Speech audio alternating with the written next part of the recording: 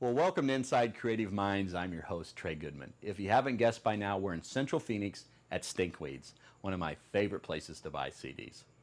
Hey, on this show, we have two great artists for you. We've got Charles Sanderson, a wacky local artist. You're going to love his work. But before that, we're going to meet a local chocolatier. This guy makes chocolate handmade. He's known as Sam the Chocolate Guy. I sat down for a chat with Sam of IB2 Chocolate over at Sky Cafe in Mesa. Well, Sam Filicetti, welcome to Inside Creative Minds. We're here at Sky Cafe in Mesa, Arizona. And thanks so much for coming on the show. Now, you're known as Sam the Chocolate Guy around town. That's true. and you own a company called IB2 Chocolate. Yes. Explain that. Well, IB2 is a name I came up with. It's kind of a text message way of saying I am also Okay. IB2. Okay. Chocolate. Let's a little bit about your background, because I know it didn't start in chocolate. No, it's kind of a diverse background. I started off in electrical engineering at ASU. Yeah. I received a degree in that, and then I went into management. I have a master's of business administration from the University of Phoenix. Okay. Then I started studying. Those didn't quite satisfy me, so I started. Right. Yeah, I'm still not hearing chocolate in that. No, it's a little ways down the road. Yeah. It's a little ways down. I started actually studying divine metaphysics. Okay. And worked on a PhD in divine metaphysics, and I was studying the Mayan culture and how they used chocolate to raise consciousness. So there it is. Exactly, and I thought, you know what, I'm going to duplicate that recipe. Even though some of the herbs since then have been extinct, I thought I could duplicate it, and I think I did. So that's why you make chocolate? That's what got me. My friends loved it. So I thought, you know what, I'm creating smiles and a lot better karma. Now, we have some chocolate on the set today, and we're going to get a chance to try this. Sorry, the folks at home will just have to go to your website and purchase it. They definitely should try it. Oh, definitely. Now, let's just a little bit about the process. You make this handmade. Correct. And why is that different from, say, any other chocolate I might buy in town? Well, I do a tempering process. I start with a base chocolate from Belgium and use the tempering process to teach the chocolate how to harden at a certain temperature. Some companies don't do that anymore. They kind of bypass the tempering process because it's very tedious, and they'll add paraffins or waxes to the chocolate. If you do that, you're guaranteed to have a hard chocolate at 80 degrees, say. Okay. It'll be firm, but you'll taste the wax. You get a waxy feeling in your mouth when you eat it. Right. And there are no paraffins or waxes. And the dark chocolates that you're looking at here, these have also no milk product. They're vegetarian. Well, let's open one up here and go ahead and cut one open. And let's talk about dark chocolate versus milk chocolate. And I get confused. I go into the store and I'll see. Do you like peppermint? That'll be great. I see like 50%, 60%, 70. I mean, I've seen it up to like 99. Yeah. Can you explain the dark chocolate, what those numbers are exactly? And That's the percentage of cacao that's in the chocolate. Okay. When you make the chocolate, you add a certain gotta amount. try it. You got to try this one. This is a peppermint infused, oh, wow. and these are peppermint essential oils, and that one will actually stay with you for a couple hours. Oh, I don't think it's going to stay that long. I have people that won't even brush their teeth after they eat that one. Wow. So the higher the percentage of cacao, The more content that you have of actual chocolate, the chocolate bean itself. so if I really like chocolate, does that mean I want 99% or? Well, the higher the love percentage, it's a very You don't mind good- if I just- eat that. There's a higher percentage, meaning you have a better antioxidant property of the chocolate. So you kind of want to steer toward the higher ends, unless you're just eating the chocolate for pleasure. If it's just a pleasure thing, then you can go, the milk or white chocolate. So milk chocolate, I'm confused. Milk chocolate doesn't have that in it? Or? Milk chocolate is about 32% cacao. Oh, so if something's above 32, then it would be. You really dark? need to go above 70%. 54 is good, 72 is very good to have more antioxidant properties. You know, you're saying these numbers 54, 72, and I've seen them, but could it be 71? I mean, why are those Oh numbers? yeah, it could be. Just depends on the recipe. Okay. Let's talk about your recipe. Uh-oh. Can we have it? Can we have your recipe? We'll think we can negotiate that. What makes you decide what flavors you're going to make? Like this is peppermint? Yeah, Wow. that came out for summer. I wanted something that would cool people off in the summer, so I came up with a peppermint. Oh, this is great. But how many flavors do you make? How do you decide upon the flavors? It's pretty much unlimited. I get feedback from people, and I kind of watch trends. The Mayan was the first one, the smiley faces that I call antidepressants, because they actually do a natural antidepressing. They Oh, have how cool is They that? have the ability to make you And feel people better. can order this off your website, can they not? They can order. They actually right now they get it in the stores that I sell to. I do own wholesale right now, but that's going to be changing. So Well, they're definitely going to have to find this in town. Yeah. So you make all sorts of flavors. Yeah. You make all sorts of designs and shapes. It's just you creating. I mean, you're making all the decisions. You're deciding the flavors, right? yeah, So whatever you feel like making, whatever design you feel like making. yeah. The process, how long, start to finish, to get a piece like this in my hand? It takes a little over an hour to do the process, the whole process. Wow. Tempering and then pouring, molding, chilling, and then packaging. Now, summer months, we talk about like this peppermint flavor that I'm going to have to probably take all of this, if you don't mind.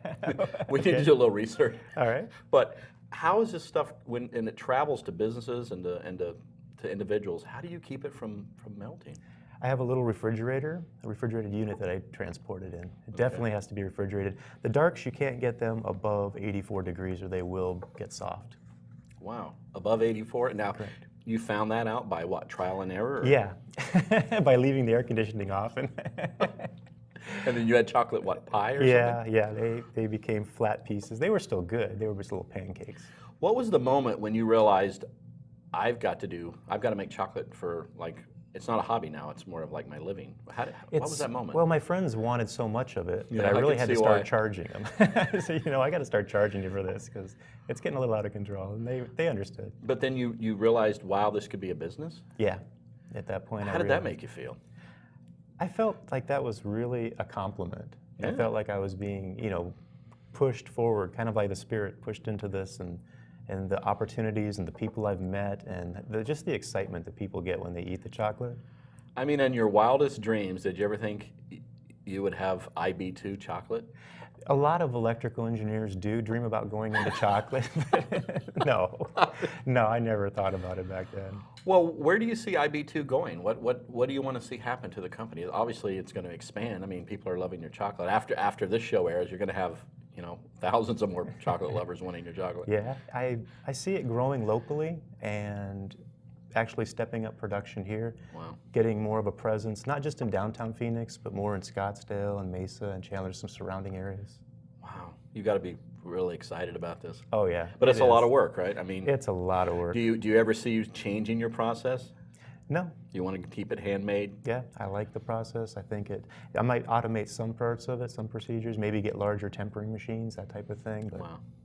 Now I know during some times of the year you make with spices, some chilies. Let's talk about that. It does seems odd that chocolate would have a spice or a chili in it. the chili, this is a very common thing in Central America. Okay. A lot of my friends from Central America have commented on how this tastes like what their grandmother used to make, like the drink, the hot chocolate drink with the. I've heard about that, but never Yeah. had it. Yeah. It's very good. And I do a candied jalapeno for Desert Botanical Gardens last year. They had the Chili and Chocolate Festival.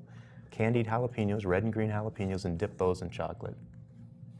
So it's a jalapeno that's Yeah. hot, Yeah. dipped in chocolate.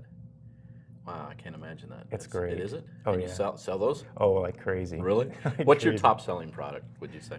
The Mayan chocolate has to be Mayan. the number one. That's definitely the number one. Now people can buy it in these little packages. This is Correct. the standard how it comes, or is it something We like have this? gift jars also. We have These are different great, jars yeah. for you can ship the jars also. What gave you the concept to put it in the design and packaging? Are you doing all that as well? Yeah, I liked the clean see-through look. Yeah, I it is very clean. I want to see the product, and I got so tired of chocolates being wrapped in paper or foil, and it seems like such a waste. Yeah, it is. Yeah, You have to definitely a peel waste. it off and throw it away, and Yeah. it seems This is like, I see it right there, how many pieces I have left, exactly. how many pieces I need to eat. Exactly. Well, how many flavors are you currently making? I usually keep it around 7 to 10 in that range to keep the production at that level. I'll take some off and then add some to it depending on the season. Is there one that the Mayan one I assume you keep all the time, right? all the time. Right. I also do the orange rinds. These are orange rinds imported from the Périgord Vert region of France. Wow. It's a region of France that's famous for candying fruit, and their orange rinds are excellent. So that is an orange rind. Yeah. We're going to have to try these after the show. You know what, I'm afraid Definitely. we're actually probably going to have to try all of this. I think so. Now, is there a standard recipe for chocolate in general? And It's pretty standard, And yeah. then, but yours has some special It's additives. the infusions and the flavorings and the combination. that makes it special, I think. I think the way that the spices are ground properly, it's smooth on your tongue. And you did all of that yourself, right? Was that just sort of a trial and error? Yes, a lot of trial and error, a lot of chocolate eating. So yeah, you certainly like chocolate, right? Yes, I definitely like chocolate. Are there any other candies you want to get into, or are you just going to stay with the chocolate thing? Or I'm just going to stay with the chocolate. I do a chocolate mousse. I also do a chocolate cup, a wine glass, a little 4-ounce chocolate wine glass, which is totally edible. So the cup is chocolate, yeah, and then you pour the wine in it? Wow. Looks like a 70s egg I think chair. that's illegal in some states, isn't it? It could be. I can usually get maybe 3 glasses out of it before I've eaten my way to the bottom. I was going to ask you about, do you have trouble keeping your inventory? You Yeah. know, because if you're not eating it, then the fans of your company are eating it, right? Somebody's eating it, and every time I have people over, that's the first thing they go for is the chocolate. Where's the chocolate? Well, Where's the chocolate at? you go by Sam the Chocolate Guy, Yeah. so I mean you bring it on, right? Yeah, I'm asking for it, and I'm experimenting with chocolate syrups now also for coffees. Oh wow! So this chocolate thing is going to stick with you. This is you're not going to go down the road into something else. The chocolate's your thing, right? Nope, this is it. Well, Sam, I am so happy you came on the show in more ways than one. Well, thank you. And I always wanted to learn about chocolate, and we certainly did today. Thanks so much for coming Thanks. on. And hopefully we'll check up with you down the road and find out about these chocolate syrups. That would be great. I look Okay. forward to it. Cool. Thanks. Thanks.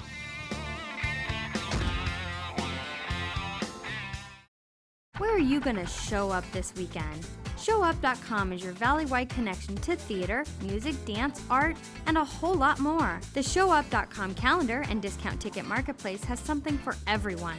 Enjoy a fun activity with family, have a quiet, romantic date, or some exhilarating action with friends. It's fast, it's free, and it's all online at ShowUp.com. So where are you going to show up this weekend? ShowUp.com. It's all you gotta do.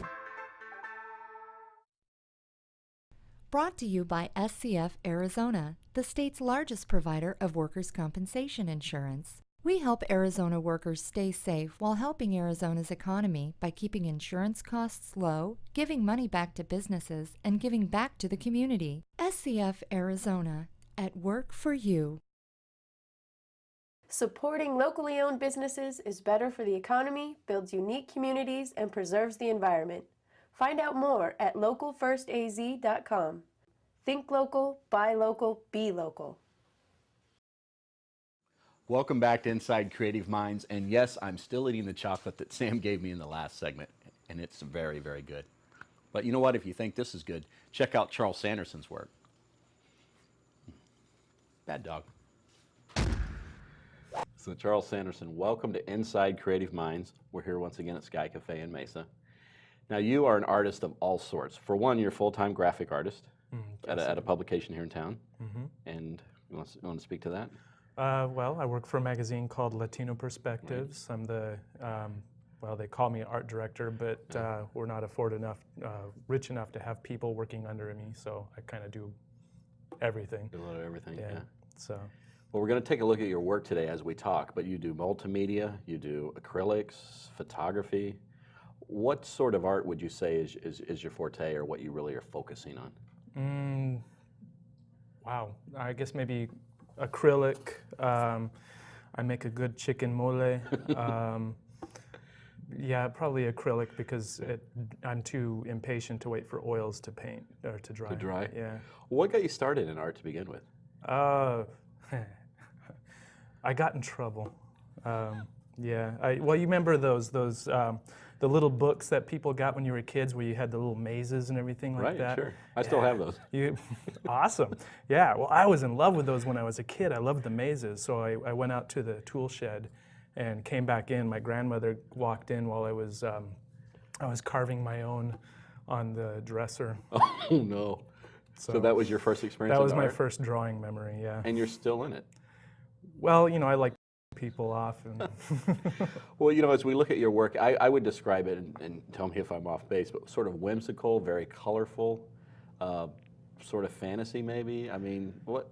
Yeah, I think art takes itself too seriously sometimes. Okay. I think that's a valid thing to do, but sometimes it is kind of fun to make fun of yourself. So are you making fun of yourself, or are you making just fun of art in general, or what? Yes. Yes to all of the above. Yeah, why not? Yeah. So what are your influences then? Oh, well, every kid has to admit that when they were little, they sat there and traced Boris Vallejo paintings on Conan the Barbarian covers or something goofy like that. Trace a comic book. Yeah, just stuff like that. So I mean, you like your work is sort of strange, odd, different. You like that? You like those words about your art? Are you happy with those words? Oh, yeah, why not? Depressing, shocking, holy, yeah. Yeah. Where do you like to show it? Your work has been shown around town, and where do you like to show it? What sort of reaction are you hoping for? Bathrooms are cool, because, like you said, if it's shocking and scary and bizarre, that's Right. perfect thing to look at when you're trying to focus. Yeah, no, I've shown it at the Red Door, which no longer exists. I don't know, that's not my fault. Yours was the last showing there, right? One of. You certainly enjoy your work. I mean, why art? What would you do if that wasn't your outlet? Oh, wow. Rob liquor stores. Okay. That might be more profitable, you're saying? Is that what you're telling me? Oh, would robbing liquor stores be more profitable? Well, maybe if it was 1932, well, no, I guess there wouldn't be any liquor in the stores. I'd be screwed then. Well, that's why I went into graphic design. I went to a school that shall not be named because it has a horrible reputation, to simply try and get a degree that said I could do what I could already do and go into graphic design. Now, do you enjoy graphic work? I do, but it sells. You're selling your soul a little bit, or And you're well, not actually, into no. that? You're selling some mayonnaise's soul, I guess. Yeah. But you've been doing graphic design for a while, and does any of that translate into your artwork at all? Sometimes in the way something's laid out on the canvas, on the page, whatever, you do learn a little bit about how to sell what you're trying to say in graphic design. Your work has some unusual titles to it. Does any of that part of the art, or are those just separate? Oh, wow. The titles are all BS. Each time I have an art show, I throw a different name on it because I never remember what I called it before. Seriously? Well, I can guarantee you there's a lot of artists that will tell you they don't like putting names on it because then you're telling somebody what to, because watch in a gallery, they'll do this to see what it says on the... Oh, okay. But you've been described as sort of a, quote, whack. How do you respond to that? I'd love to know who said that. Actually, I said that. Oh, well then I'll shake your hand. I'm a whack. Wow. I mean that in the best way. No, that's cool. I like that. Well, describe whack. Definitely different, off bubble. You know, don't go with the norm. Well, my brain doesn't think linearly. Yeah. Yeah. You remember that thing in the restaurants where you put your coin in, it would go around until it goes down into the black hole? I forgot about those, yeah. That's how I form my thoughts. They just sort of like go all over the planet And until there's no I come cure up for with that? Well, some would say alcohol, but I don't make enough money to become an alcoholic. Can you explain some of your favorite paintings and what made you create those? Wow. Well, okay. I'll do a serious one and I'll do a funny one. There's one that's it's there's two names that people have given it: buttercock or chickerfly. I'm sure you can imagine that some people might not like those names, but it's a chicken with butterfly wings. Oh, yes. Yeah, Okay. and that is an example of a painting that started out for the magazine. It was a painting that went with a poem about being on stage and having stage fright, extreme stage fright. Yeah. But I think the painting took on a whole new, as you say, whimsical idea of just combining something that wasn't surrealism. I think it's funny when people call art surreal because the whole history of surreal art is that it's in the mind and it's subconscious. And what I do is basically absurdism. Right. Okay. And I guess if you wanted to maybe think of one that was important to me, there was Sangre, Sudor y Lágrimas. It's a painting I did about Sacred Heart Church, which is in South Phoenix. And that one means a lot to me because it was a neighborhood that was torn down unnecessarily for, well, the airport, progress. progress. It's still an empty lot, so. Yeah. It's not progressing along very quickly. Not really. So it meant a lot to me to paint that, so that would be a serious one. So does pretty much what strikes you is what you go with? I mean. Yeah, basically. I don't really put too much thought into what I'm doing. I think it's funny when artists go into some high, grand scheme of why they did this with their nose growing up in the air. And I just do it because it's fun. You seem to have a lot of fun with your work, and I think it comes through with the colors. And most of them that I looked at, I have to give it a second look because you're like the chicken with the butter. You're like, am I looking at? Is that what that is? Oh wow, that's kind of cool. You know. Now our producer Elise, who you met earlier, she wants to know what's with the hats. What's with the hats? What's with the hats? Which hats? Are you talking about in your work? Yeah. Are there hats in my work? Oh, I guess I didn't realize I painted a lot of hats. I paint a lot of butterfly wings. I know there's one. You know what it might be is I've got a receding hairline and it's my way of fighting against it. No, that's not it. I did one painting that I kind of had some fun with, was called Run. I don't know why. I think I just like calling it Run because the idea of a woman with glasses on top of her head running would be kind of funny. But I like fitting little things in, like the gun. It looks like a toy gun, but that actually is a real gun from World War II. They tossed him over the border in France for the people to break out of prison. It was a great gun to get another gun with. Well, what sort of artist would you call yourself? I mean, you're a graphic artist by trade, but unstable. Okay. Well, that sort of goes with the whack deal, right? Oh yeah. Okay, there you go. So if you didn't have art as an outlet, if I didn't where would you be? Well, there's a Circle K down on, was that Indian School and 16th Street? There's 7-Eleven or one of the two, yeah. That's a really good place if you're trying to get some extra change. Speaking of that, what advice then would you have for someone who wants to be an artist? I mean, obviously you have a lot of talent. You enjoy creating art. You show your art around town. What advice do you have? Oh, wow. Stop doing what you think the classes were teaching you. Really? Sometimes going to school makes you overthink it. I think that's a bit much. Just start painting, start doing whatever pops into your head, and usually it'll suck, but if you get enough of them, you'll have good work. That's not really good advice, is it? It's obviously worked for you, right?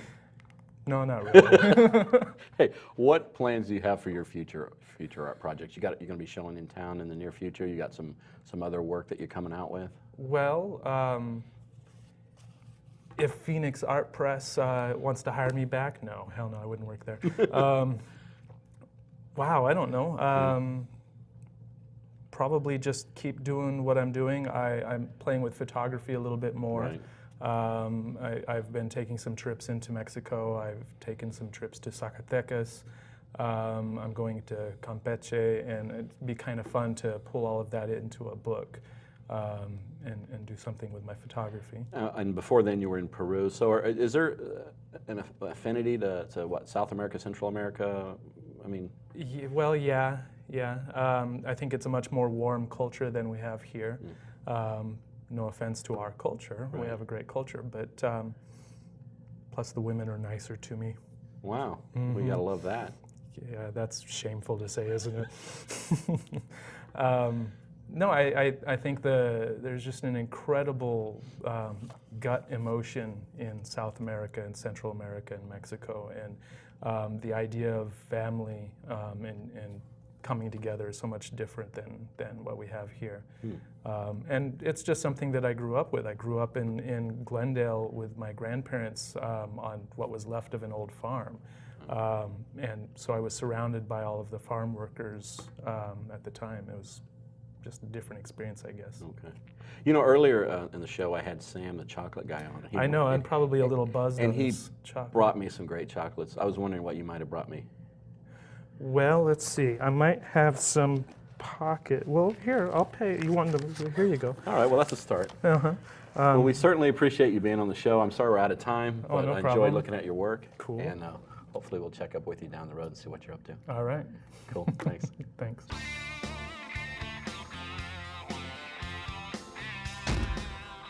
Well, that's our show, and I hope you enjoyed it. Now, I've got an assignment for you. Go grab some IB2 chocolate, come down here to Stinkweeds in Central Phoenix and get a CD, and check out Charles Sanderson's work on phoenixartspace.com. Hey, while you're there, why don't you buy a piece from Charles? I'm sure he wouldn't mind. Until next time.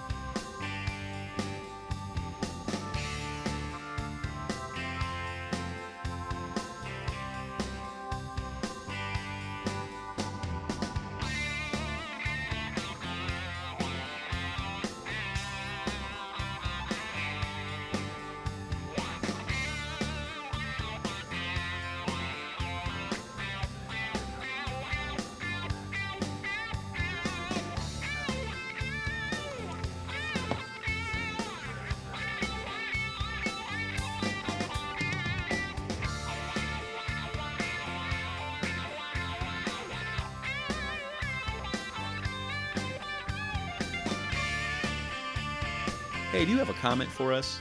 If so, call us at 480-969-3789. We would love to hear from you.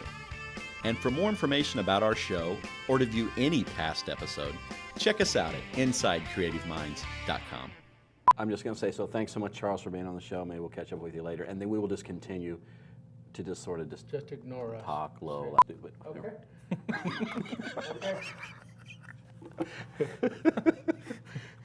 Okay. Just said you ruined his moment. Oh, sorry. That's okay. He'll get over it. Okay.